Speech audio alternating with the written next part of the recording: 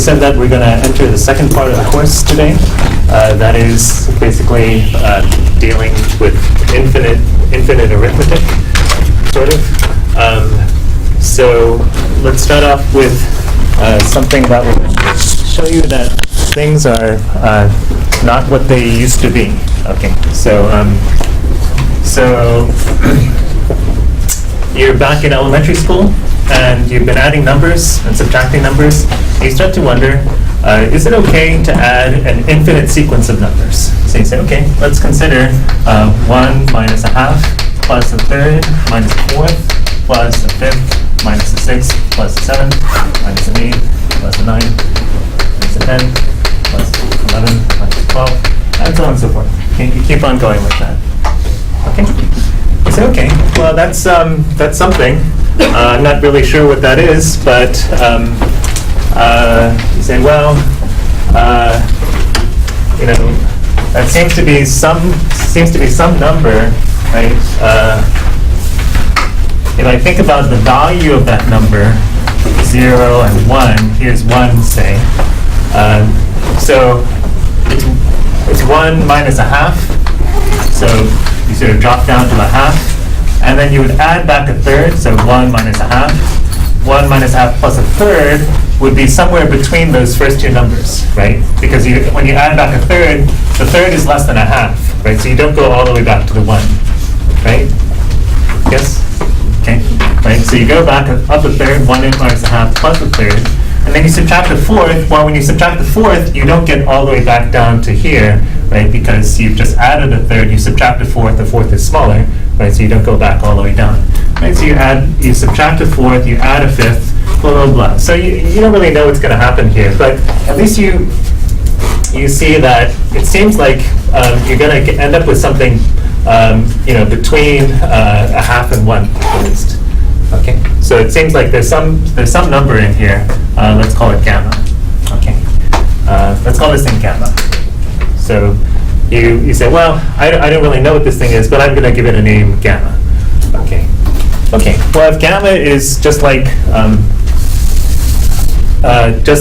my old numbers, if I multiply it by a half, well, I can use the distributive property on it, right? So I can a half times gamma is going to be a half minus a quarter plus a sixth minus an eighth plus a tenth minus a 12th plus a 14th minus a 16th plus an 18th minus a 20th, and so on and so forth, right? Okay, so that'd be a half gamma, right? Okay, so then you think, okay, I've got this gamma, I've got a half gamma. I'm going to add them together. I'm going to add them together to get 3 halves gamma. Okay, 3 halves gamma. Say, okay, well, let's see. So, if my rules of numbers are still okay, then I can add pieces of these things together. So I'm saying, okay, this is 1. I've got minus a half and plus a half. That's 0. I've got minus a quarter and minus a quarter. Well, that's minus a half, right? I've got two quarters. That's a half, right?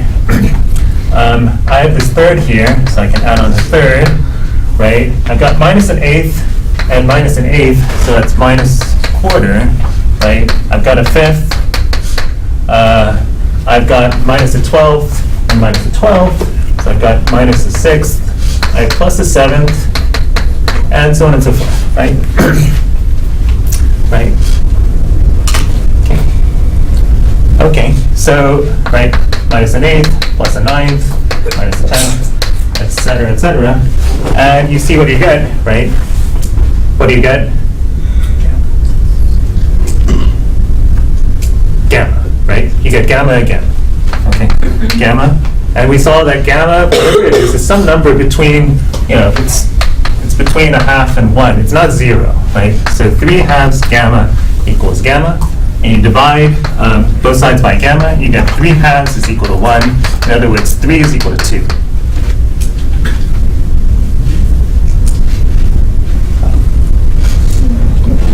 Okay. So the moral is, we're not in Kansas anymore, right? We are not adding infinite sequences of numbers. It's not the same thing as adding finite sequences of numbers, right? Something is very different here. If we're not careful, we end up with craziness, okay? Right, because, craziness. So something we did here was wrong, very wrong, okay? And there's got to be, so these sorts of things boggled mathematicians in the 17th and 18th centuries. And the way that they got around it was by introducing by sort of thinking about what we're going to think about for the next, the rest of the term, sequences and series, limits of infinite sequences. Okay, so that's the thing. Okay.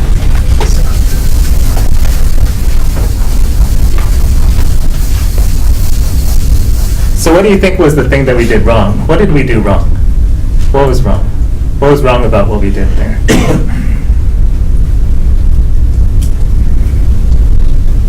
In some sense, it was all wrong, but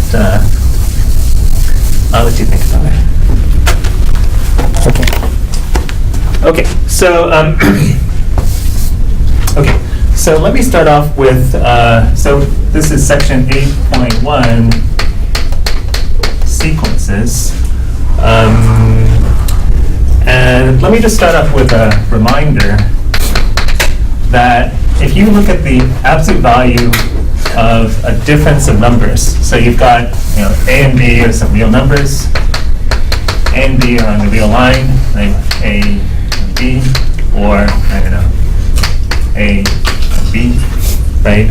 Then the absolute value of A minus B can be thought of geometrically. So there's a geometric meaning for the difference of the absolute value of a difference, which is the distance between A and B, distance from A to B. Okay, we're gonna need. It'll be helpful for us to think about absolute value in this way. Okay, so just remember, right? This I hope this makes sense, right? We've got 3 and 5, or 3 and 5, right? The absolute value. The difference gives you assigned length, right? The difference gives you assigned distance, and when you take the absolute value, it gives you the actual distance, right? It gives you some positive distance. Okay, so just remember that. We're going to need that. Okay, so I'm going to erase that.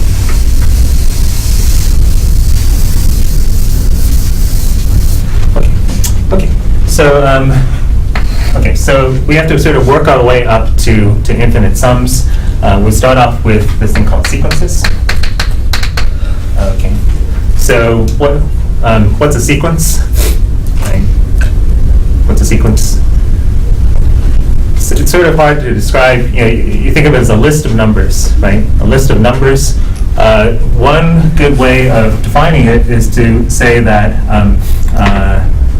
any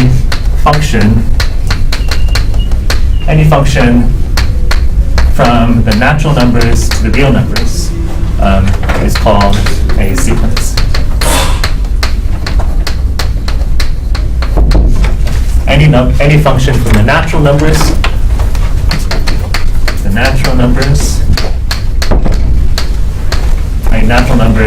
1, 2, 3, blah, blah, blah, to the real numbers is called a sequence. Okay, so for example, if I have A of n is 1 over n, where n is in 1, 2, 3, blah, blah, blah, what this describes is the sequence. You say A of 1 is going to be 1 over 1, A of 2 is going to be 1/2, A of 3 is going to be 1/3, and so on and so forth, right? And so this thing here is describing the sequence 1, 1/2, 1/3, 1/4, 1/5, blah, blah, blah. Okay. So normally, when people think of sequences in English, they think of something like this, right? Just a list of numbers, right? An ordered list of numbers. But you see that we can also think of that as a function on the natural numbers. Okay, right? So sequences are functions on the natural numbers. So to each natural number, you associate some other number, right? Right. Another example, a of n is n squared, right? So this would be, just a sequence of squares, right? 1, 4, 9, 16, etc. Right? So this is 1, 4, 9, 16, 25, etc. Right? Yes, thank you. Or a sub n is, say, -1 to the n. -1 to the n. You see what that would be, right? That's going to be -1, 1, -1, -1, -1, 1, and so on and so forth.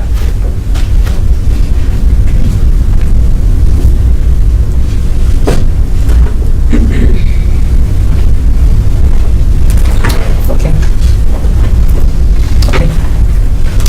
Okay. So just one remark. We usually write a sub n instead of a of n. Okay, so this is the function notation, right? F of x, right? F of x. But usually when you're dealing with sequences, you write a sub 1, a sub 2, blah, blah, blah. Okay. Okay, and we usually also write, a sub n, n from 1 to infinity to denote the entire sequence.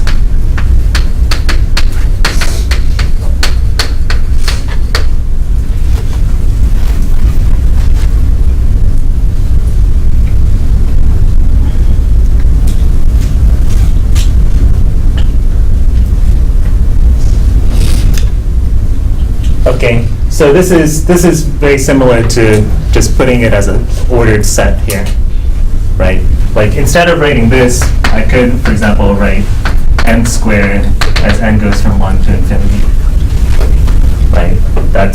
This is the same thing as that, right? N squared from 1 to infinity, and of course the n doesn't matter, right? I can use a different. I could call it m squared from n equals 1 to infinity, or whatever squared from whatever goes from 1 to infinity. Right. Okay. Also, the a's, I don't have to use a, just like I don't have to use f for the function. I can use b or whatever. Okay. So. Okay. Okay. Everybody all right? Everybody all right? So I typically think of this n as time. Okay. N as time. Like at time 1. At time 1, you've got a value. At time 2, you've got a value. At time 3, you've got a value. Right? So on and so forth. Okay. So you don't have to, but that's a useful way of thinking about it.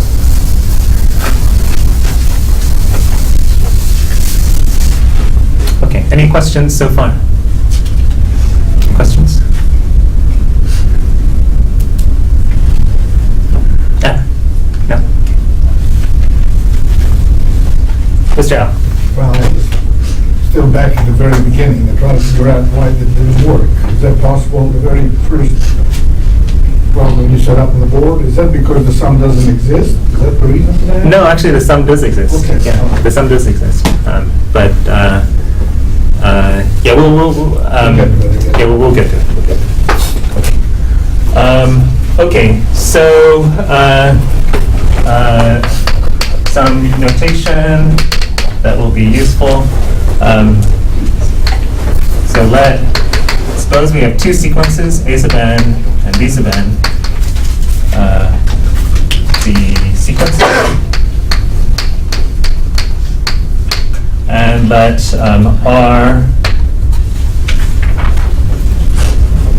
R be a real number.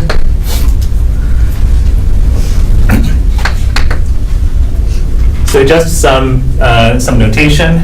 If I say R times the sequence, then what I mean is that this is a sequence where you take your old sequence and multiply everything by r. Okay, right. This is the same thing as the sequence r a sub n.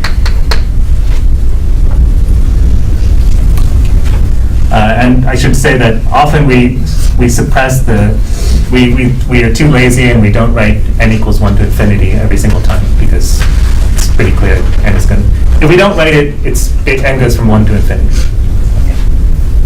Okay. So, right, so if I had, if I had a sub n is n squared and b sub n is, 2n squared, oops, I'm sorry, b sub n, if I wrote something like this, the sequence b sub n, if I write twice the sequence a sub n, well, that's just the sequence of 2 times all the squares. Okay, right. This would just be 2, 8, 18, 32.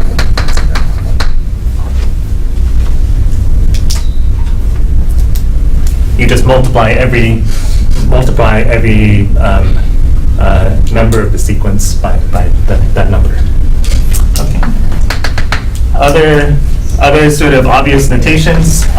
If I write a sub n plus b sub n, well, it's the sequence where all the terms are just the sums of the corresponding terms, right? If I write a sub n, b sub n as a product, well, it's just the sequence where you take the product of all the corresponding terms.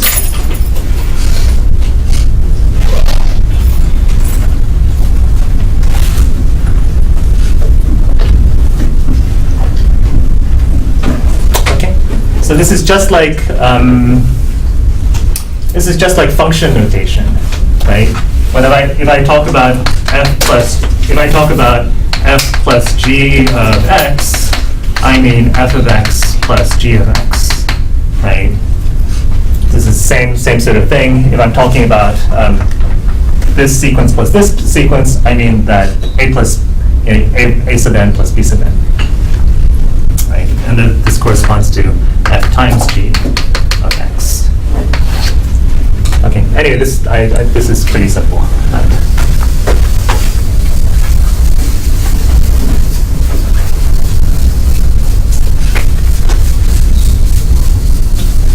Okay. So what we care about, our big concern at this point is how does a sequence behave at infinity, right? In other words,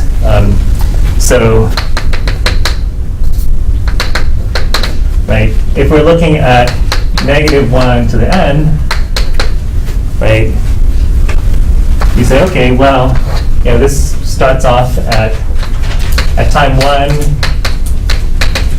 At time 1, this guy is -1. At time 2, it's 1. Time 3, it's -1. Time 4, it's 1. Time 5, it's -1. Right? This thing just oscillates back and forth between -1 and 1. Right? And as n tends towards infinity, this thing just keeps on bouncing back and forth and back and forth. Okay. If I look at something like -1 to the n over n, however, well,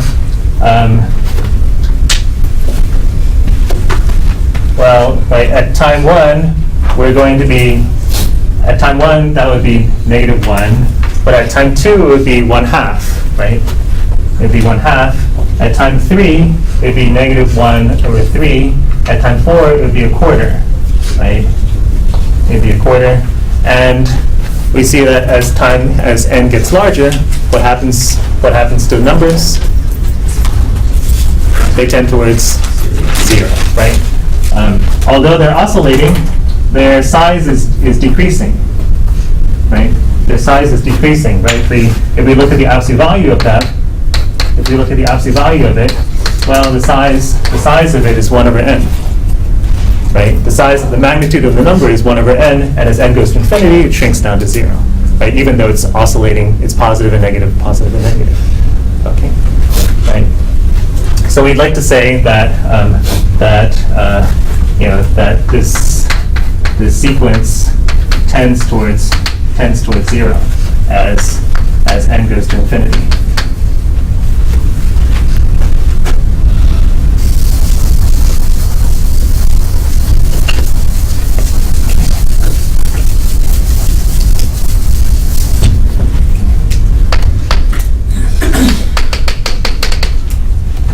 What about something like this? 1 plus 1 over n to the n as n goes from 1 to infinity. What's going to happen to that as n goes to infinity?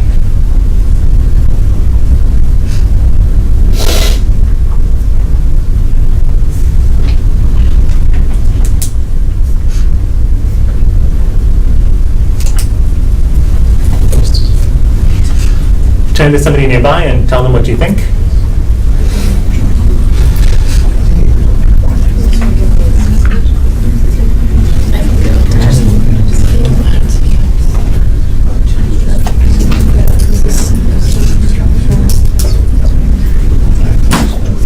Sounds good. Very clear. So what will happen? Seth? It's just going to get closer to 1. It's going to get closer to 1, and why do you say that? Because we're adding 1 to the previous equation we had. We're adding 1 to the previous thing. Yeah. Well, not exactly, right? We've got 1 over n to the n, 1 over n to the n, right? Previously we had negative 1 to the n over n, right? Now we've got 1 over n to the n. In other words, we're adding on this term, right? 1 over n to the n. Jake? I was going to say, when you take the absolute value of that, it would just be 1 over n. And then The absolute value of this is 1 over n? Oh, no, wait. The absolute value of that, so you guys are getting confused between this and this. These are not the same thing, right? This one was negative 1 to the n over n, right? This one is 1 over n quantity to the n, which is the same thing as 1 over n to the n. Okay, it's not quite the same thing, but in any case, I mean, even though your reasoning is wrong, your answer is right. Okay. So this thing, yeah, proceed.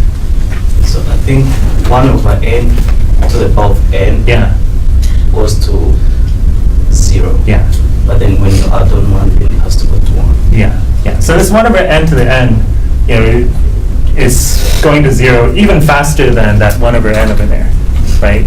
Right, 1 over n to the n, right, it's 1 over 1 to the 1, 1 over 2 squared, 1 over 3 cubed, right, 1 over 4 to the 4th, right, et cetera, et cetera. This thing is shrinking to 0 really fast, right?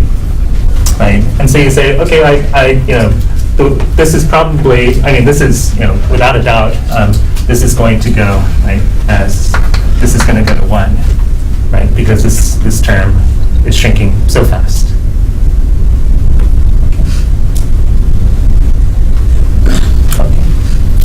Okay. So right now we're not being mathematical. We're not being, we're not really being mathematically rigorous. We're just sort of saying it seems like this is going to happen.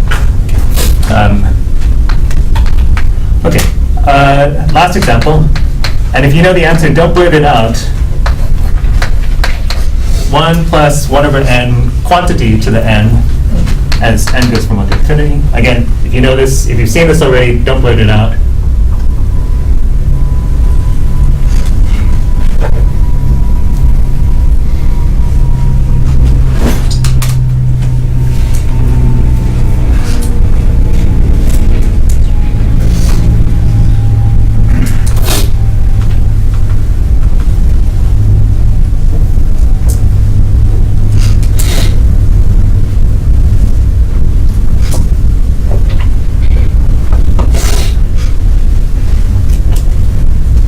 Okay, talk with somebody nearby, and if you know the answer, don't just tell them. Just let them make some guesses.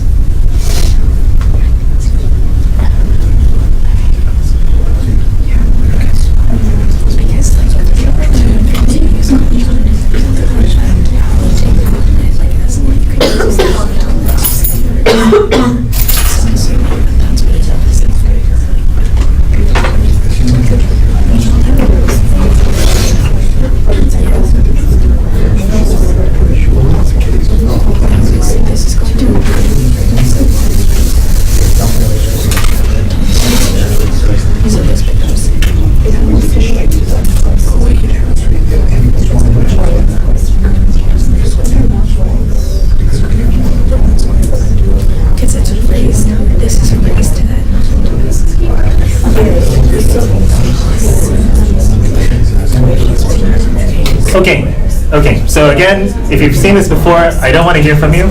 Okay, but people who haven't seen this before, I want you to make some observations or comments, guesses. Tell me what's frustrating about this example. Those of you who haven't seen this particular example before. How many of you have seen this example before? You know the answer.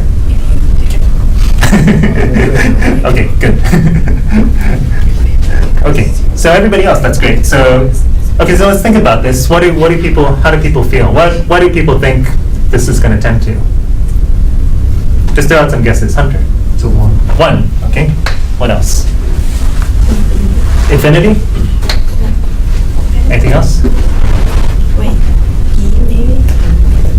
E maybe. Why do you say E? I don't know, I just remember something that looks like that from like continuous compounding when I was like learning that. I don't know, never mind. Okay, okay.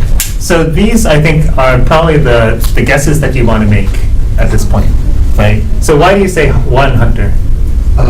Because as the sequence goes to infinity, 1 over n is going to go closer to 0. Yeah. 1 plus 0 is 1. Yeah. And 1 to the n is just going to be 1. Okay, yeah. So you say, well, look, this 1 over n, as n gets really large, it's going to be tiny. You've got 1 to a power. 1 to any power is going to be 1. Right? And Tanima, you said infinity. Why do you say infinity? I mean, I didn't say infinity, but You didn't say infinity? I think someone else said that. Oh, who That's said it? Who said it? Did anybody say infinity? This is very bizarre. I thought I heard somebody say it. Maybe I was just hoping that somebody would. I'll try arguing. Yeah, please, thank you. Argue for infinity, because it's a reasonable answer. If you think of even just the first number, 1, you would have 1 plus 1, which is 2. So A1 is 1 plus 1 to the 1. A2 is 1 plus a half squared. A3, 1 plus a third cubed. And those numbers are bigger than 1. Right, so it's getting bigger, Yeah. right? Looks like it's getting bigger, right? You've got 2, you've got 1 plus a half squared, which is 2.25, right? It looks like things are getting bigger, so maybe it's not gonna tend towards 1.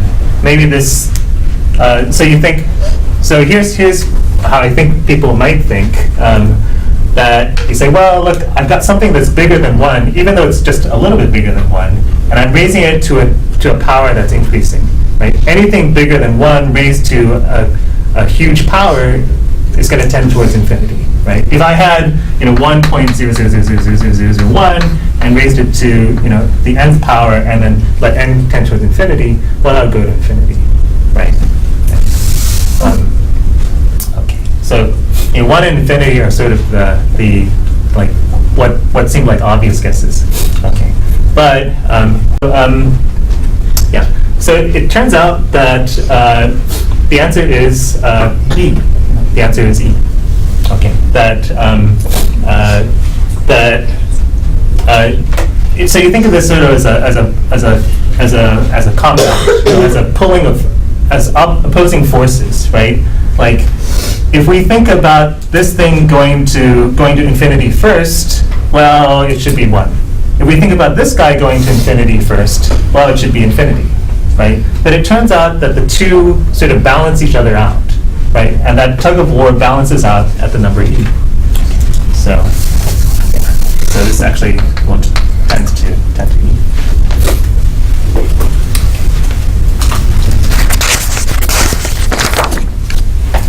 Okay, so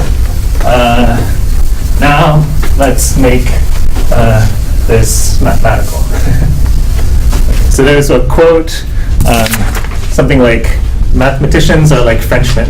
They take everything and translate it into their own language, and it means something else entirely. I think that's how you're going to feel in 1 second. Okay. So here's what mathematicians take as the definition of the limit of a sequence. So you start off with a sequence. A sequence, if there exists a number L, right, there exists a real number L such that, I should say maybe with the property that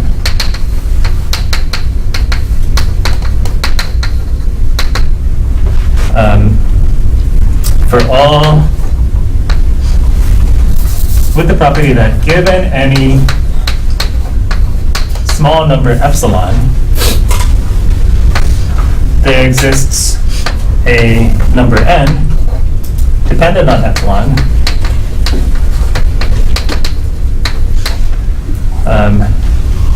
with the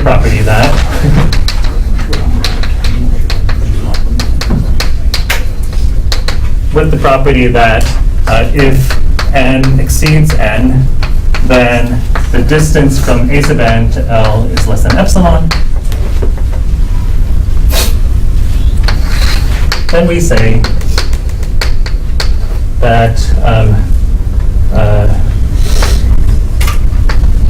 the limit of a sub n is L as n goes to infinity. Or we write a n goes to L.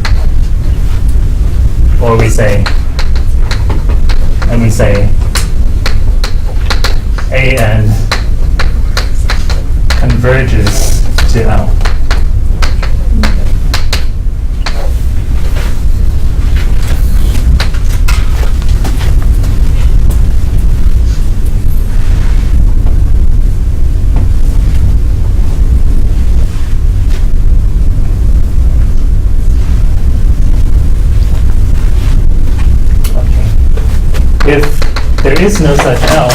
If there is no such L,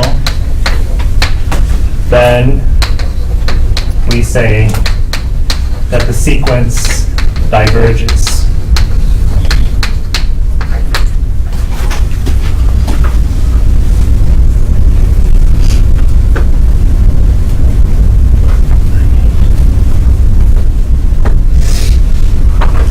Yes, Franco. What is A capital N? What is what? A capital N? There exists a number n. There exists an n. Maybe I should say an n.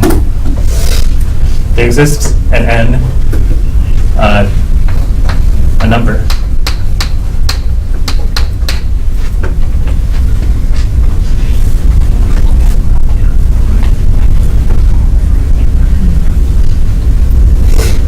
Okay. Work really hard on this definition. Okay, this is crucial for the rest of the term. Okay, so let's talk about it. Okay. This is really important. Okay. So you have some sequence, right? And there's some number L. Okay, there's some number L. People are still copying, so let me hold on because this is pretty important.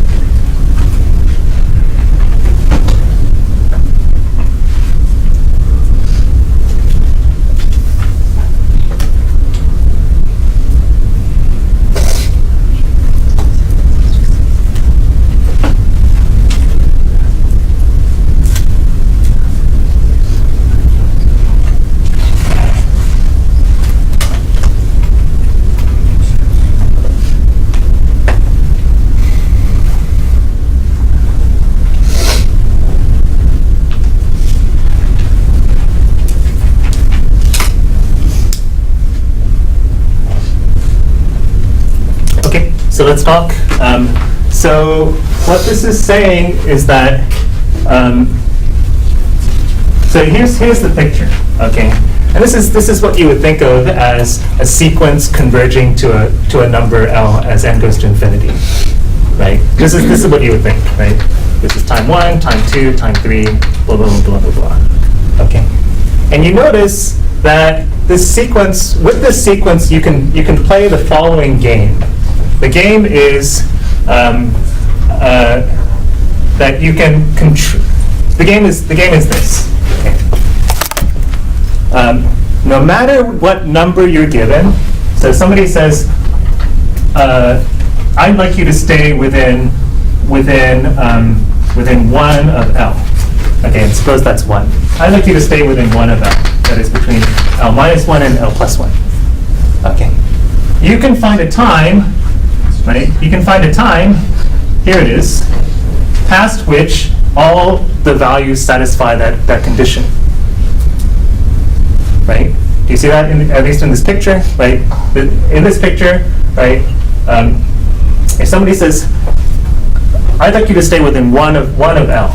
Well, around 5 or 6, past time 6, everybody stays within 1 of L. Right? Everybody see that? Okay. And if the person says, actually, I would like you to stay within 1/2 of L, L plus 1/2, L minus 1/2. Well, there's some time, looks like it's not here, there's some other time, n prime, past which all the values stay within that tolerance of L. Okay, and no matter what number you're given, there's a time that past which that condition is satisfied, that tolerance is satisfied. Okay, everybody see that? Right? This is what this ability to always satisfy the tolerance successfully is what we use as the definition of limit. That's what we use as a definition, right? So we say that if you can play that tolerance game for any tolerance successfully, then we say that the sequence converges. Okay. So if, in English, this is saying if given any tolerance epsilon, there is a time past which all values of your sequence are within that tolerance of L, then we say that the sequence converges to L.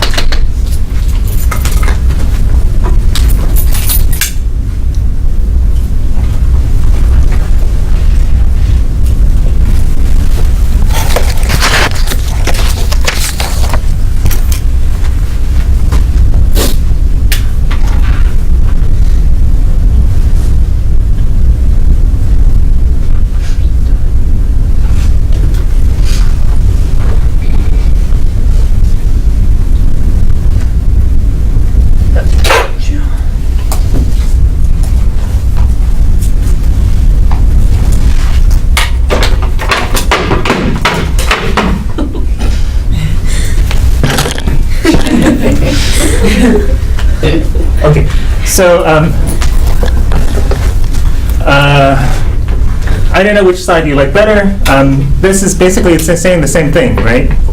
What we're saying on the right-hand side is the English version of what's on the left-hand side, right? The left-hand side is just using mathematical notation. The right-hand side, it's saying basically exactly the same thing. But anyway, you should get used to the mathematical notation. Okay. Okay. Right. So this is what it says. Given any number, there exists an n with the property that if you are past that n, right, past that n, if you are past that n, past that time n, this is the time that I was talking about, then the distance between your value and L is smaller than the tolerance, right? Using the distance between a sub n and L is smaller than the tolerance, right? The distance to L is smaller than that tolerance. So you see, I hope you see that I've written the same thing twice. Okay. So let's do some simple examples to make this clear. Okay. So simple examples.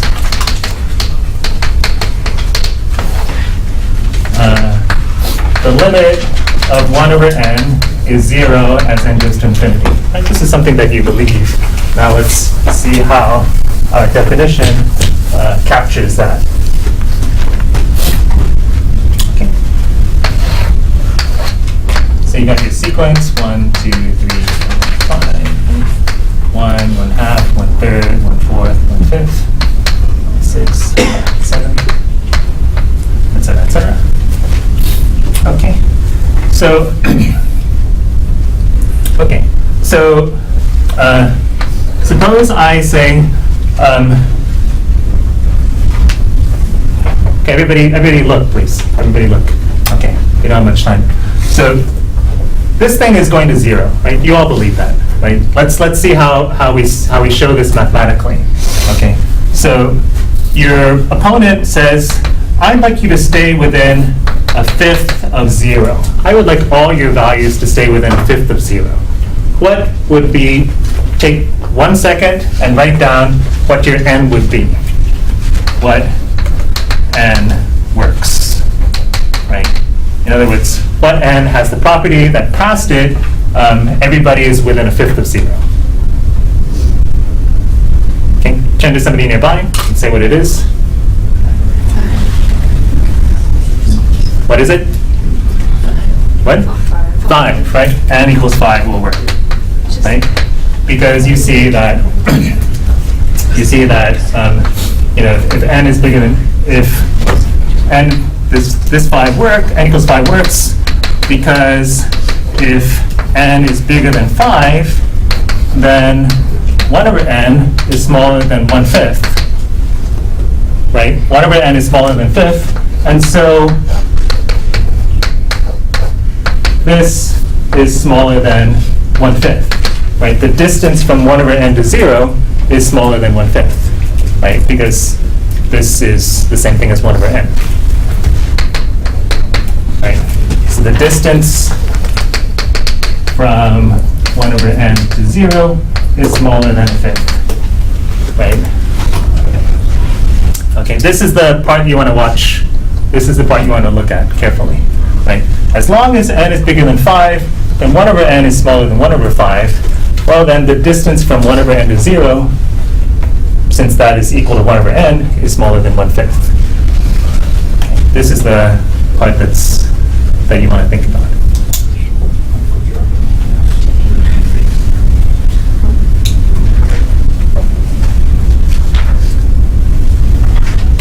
Okay. Okay. So I'm going to hold you for just another minute.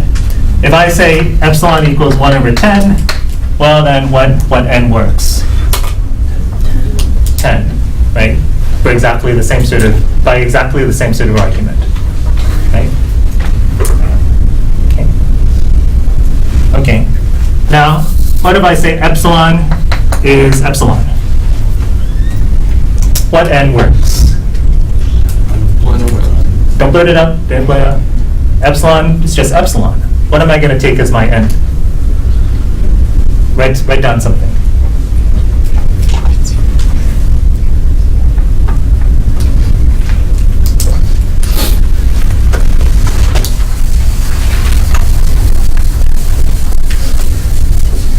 That is, I'm trying to develop a general formula for epsilon, right? Given epsilon, let n be, so somebody say it, what is it? What should it be? 1/. So epsilon is just epsilon. So 1/epsilon. Let n be 1/epsilon. Right? So then, the distance between 1/n and 0, well, that's just 1/n, right? And if we are past 1/epsilon, then 1/n is smaller than epsilon, right?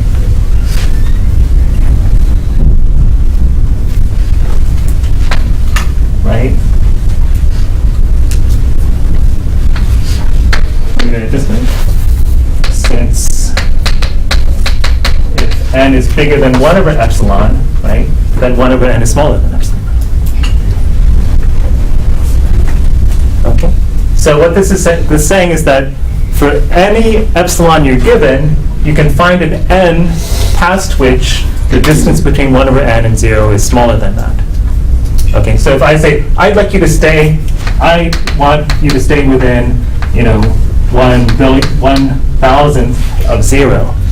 Well, you'd say, just take your n to be 1 over 1/1,000, in other words, 1,000, right?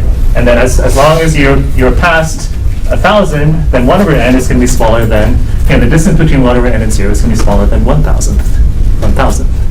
Okay, so because you can successfully play the epsilon n game, we say that because we're able to find an n that works no matter what, because no matter what tolerance you're given, we can find an n that works, we say that the limit is 0. Okay, and this is what we mean by the limit being something. Okay, so we'll do more examples of this next time. Sorry to keep you over.